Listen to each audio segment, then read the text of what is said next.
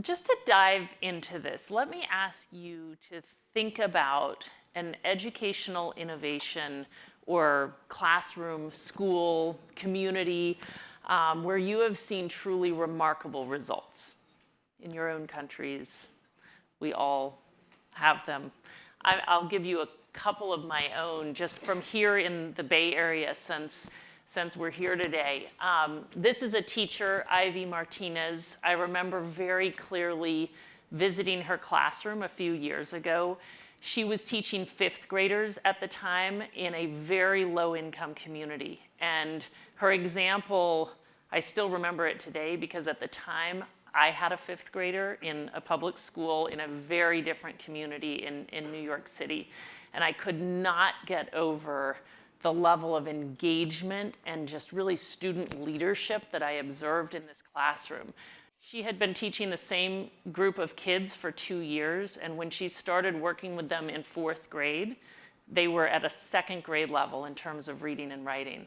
I saw them engaged in a level of critical analysis around a novel that led me to believe that they were far above the average performance level in my own fifth graders classroom. So I think about Ivy. I think about a school not that far from here called KIPP San Jose Collegiate, where 80% of the kids are growing up below the poverty line. 96% of them are African American and Latino, who the groups in our country whose outcomes on average are far below the kind of white achievement levels. And yet this school produces results that are far above our average in this country.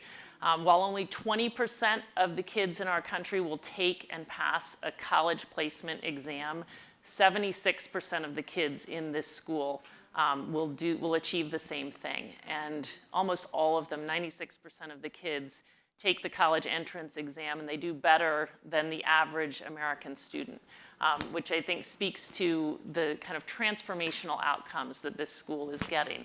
And then I think about the community of Oakland, California, not very far from here. If you look at this map, California used to have a rating system for its schools where it would rate the schools on how they do on the achievement tests from kind of red, yellow, blue, green, right? So you can see Oakland used to be a sea of red. There were 44 schools in the very bottom category and only 5 in the top category, the green category of performance. This is just 12 years later. So you see that Oakland became a sea of blue and green with 88 schools in the top 2 categories and 45 in the top category alone. So these are the examples that come to mind as I stand here in the Bay Area of, truly remarkable results. And I'm sure that you all have in your mind a school or a community or a classroom with similarly and maybe even more remarkable results. So let me ask you now to contemplate, what do you think was at work in the example that you're thinking of? Like, what was the biggest contributing factor? I'm curious what you would say. The teacher in a classroom context? The teacher, any others? Principal, culture. So when I think about what was at work in each of these examples, I really think about leadership.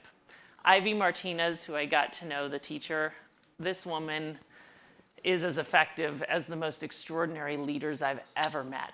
She walked into a situation that very few people had any hope for and said, you know what, I'm going to put my kids on a path to and through college. Like, she set a vision, and then she mobilized her kids and their families in working incredibly hard towards that vision, just like a great leader does. And then she was just incredibly purposeful and goal-oriented in working towards that vision. I think about this school, there's just no path. It was a school principal who was on a mission, who had the ability to build a team and bring the kids and the families into that team and rally them towards this mission. And I think, too, about what led to the progress in Oakland.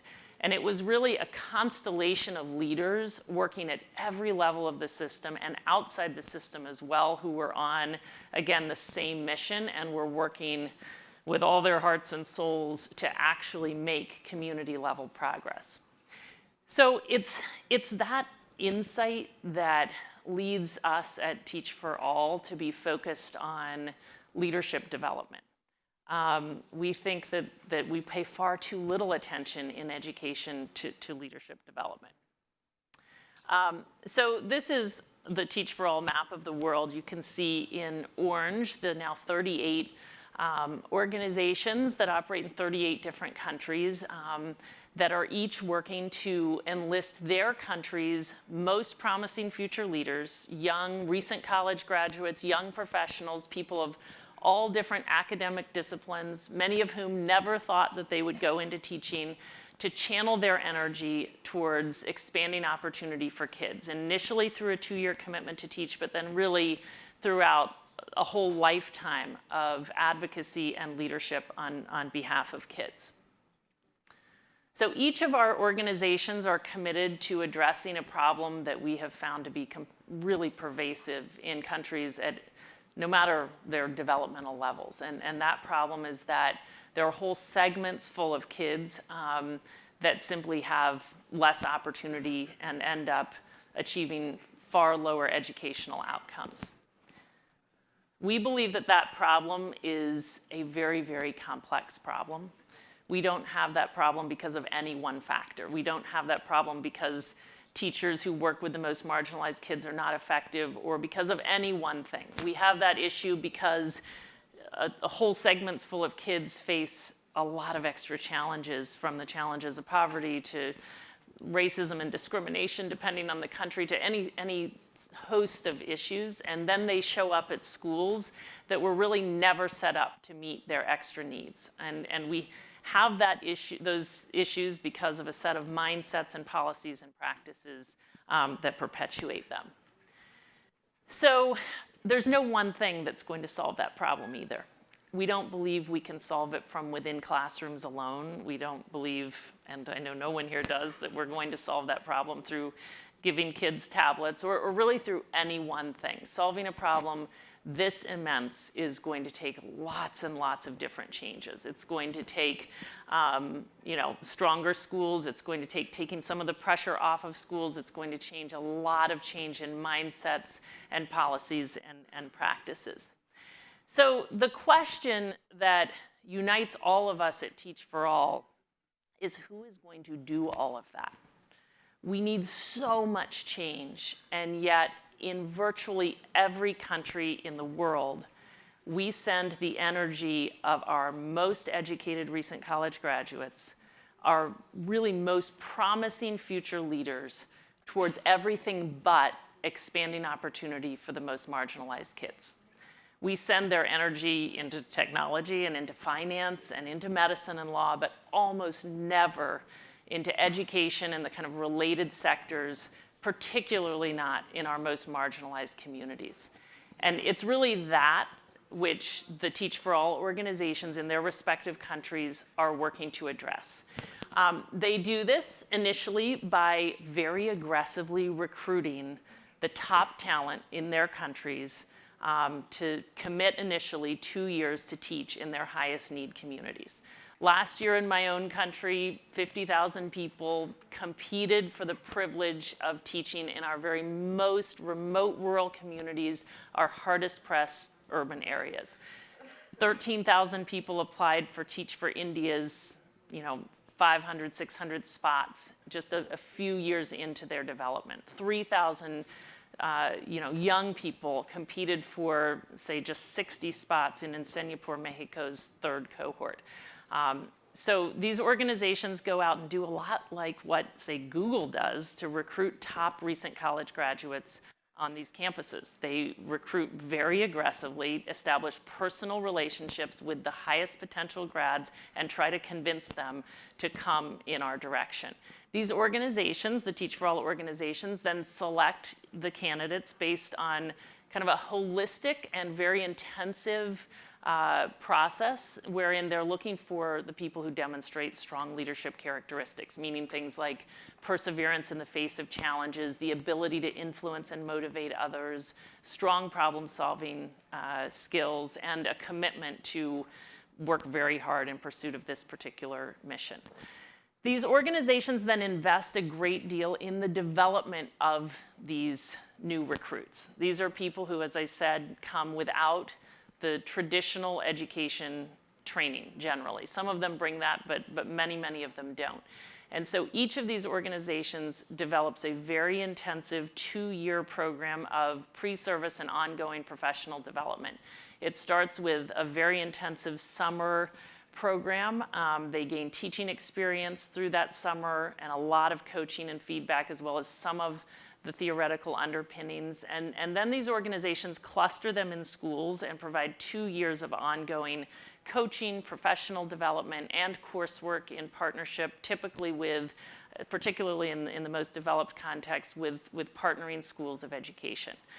The intended impacts are both immediate for the kids in the classrooms, and there's a growing body of research that shows that these teachers do have a positive impact on their students' achievement compared to traditionally prepared teachers. And at the same time, there are very significant long-term intended impacts. We believe that teaching successfully in the highest need communities is really the foundation for a lifetime of leadership and advocacy. And in fact, about 2/3 of these people never leave the field of education. So they come in saying, I'll do this just for 2 years, but they think they're going to go end up working for Google, which I've met some around here, and some of them do. Or they think they're going to go into medicine or any number of other things. But it's such a transformational experience. And in fact, even 25 years into the work here in the US, not only are 2/3 of them full-time in education, but another 20% are working in other sectors, but in pursuits that relate directly to education or to improving the quality of life in low-income communities. So ultimately, these people become a force for the changes that we would like to see. And these organizations also cultivate the ongoing leadership and engagement of the people who sign up to commit 2 years through supporting them to move into school leadership or into policy or into any number of other educational and related pursuits. I wanted to give an example. This is a picture from a classroom in Pune, India, which is one of the first placement sites for Teach for India. So Teach for India has placed 500 Teach for India fellows in this community. It's the 9th largest city, a couple hours outside of Mumbai in India. So they've placed 500 teachers there just over 6 years. And I just visited this community about a couple of months ago, and I was heartened, not surprised, but heartened to see the kind of theory of change that brings together all the Teach for All partners playing itself out even so early in the tenure of Teach for India in Pune. So what I found there was that, so one of the alumni of Teach for India had created something called City Connect. So that organization brings together leaders in the private sector with the educational leaders, the government educators, to develop a strategic plan to improve the Pune school system. I met 4 other alumni who had launched different teacher development initiatives. So one of them launched an organization that is retraining the government teachers, utilizing many of the methodologies that she came to understand through her Teach for India experience. Another has launched an organization that is recruiting the new education graduates from the universities in Pune who come out of those universities at the moment not really knowing even how to lesson plan.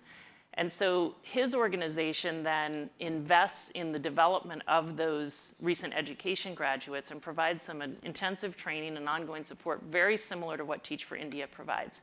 There are another 2 alumni who've started an online teacher development curriculum, which all of these other teacher development organizations are tapping into in order to accelerate their progress. I met still another group of Teach for India alumni in this one community who have hatched a plan to start 25 new English medium secondary schools, because in Pune, the only English medium schools stop at 7th standard. So there's no English medium path to get to university. And they're planning to change that in 5 years to provide all English medium primary school students with a path to university. I visited the first 2 of their schools, and realized that what they told me was true. They said, there's a huge challenge here, but there's also a huge opportunity in that we can start afresh and we don't have to change the existing system.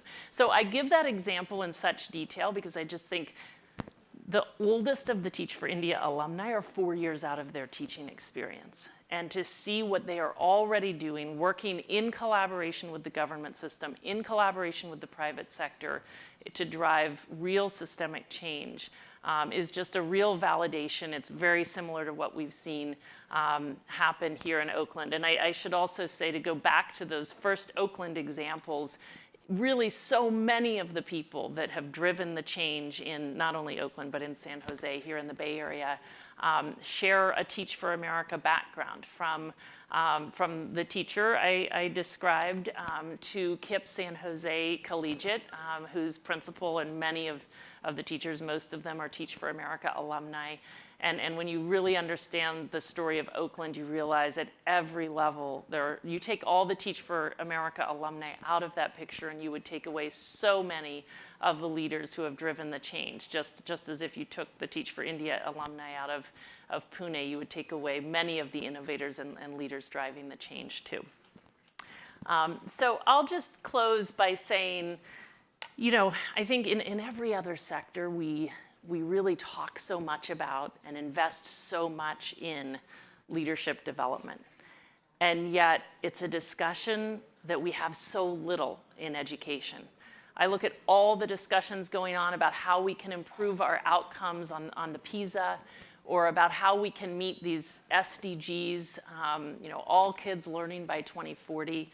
And we spend most of our energy talking about everything else, about funding, about technology, about teacher development, but almost never about how we will cultivate the leadership capacity in our countries to ensure that all those other interventions actually make a difference.